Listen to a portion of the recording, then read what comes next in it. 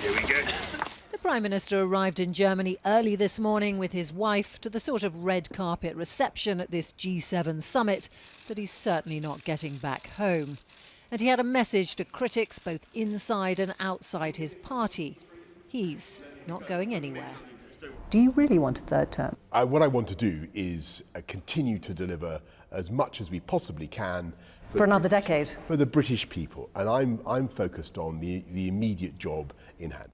As for who's to blame for voters' loss of faith that led to the two crushing by-election defeats, what they say is they no longer trust you. Isn't that a source of personal shame?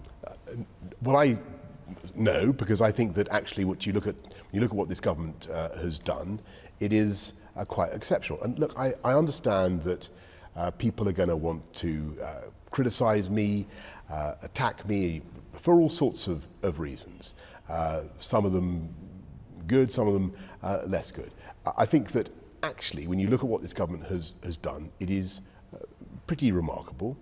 But with the country facing a summer of strikes, he could offer little solace for public sector workers looking at pay rises well below inflation. Should teachers, doctors and nurses also be looking at pay rises of only 3%? Look, I'm not going to give a comment on each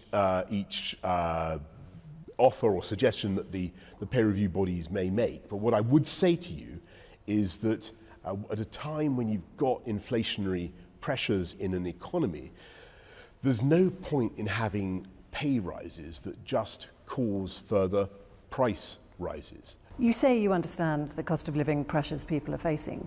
There are reports that you wanted to build a £150,000 treehouse for your son at Chequers. Did you? There is no such structure. All sorts of allegations are made about... But did you want to build one? All sorts of allegations are made about my family and my private life. And you know, Romilly, in 25 years, or however long it is now, I've never talked about that. What I will talk about is the jobs growth. You won't deny that you want to build one. If you look at the infrastructure that I have built, then I'm very, very proud of it. He was far more at home talking about Ukraine, including this banter about taking his jacket off to show he's tougher than Putin. His rather more serious aim of this summit is to make sure fellow G7 leaders stay united in support of President Zelensky. No easy proposition itself, and one that's not going to quieten the sound of knives sharpening for him back home. Oh, Romilly, Boris Johnson there seemed bullish both about Ukraine and his personal political position. But how will that have gone down with MPs here? Amazingly bullish, Lucrezia, given his personal predicament, but raising the prospect of a third term, as far as his MPs go, might not be the cleverest strategy given the electoral drubbing that he's just received.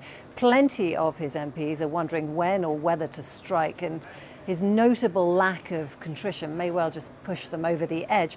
As far as Ukraine goes, he has a genuine zeal to back President Zelensky to the hilt. What he's trying to persuade his fellow leaders here over the next few days is for a big increase, a big push of support for Ukraine to try and get President Zelensky to a position where in any future negotiations with Russia, he's not approaching it on its knees.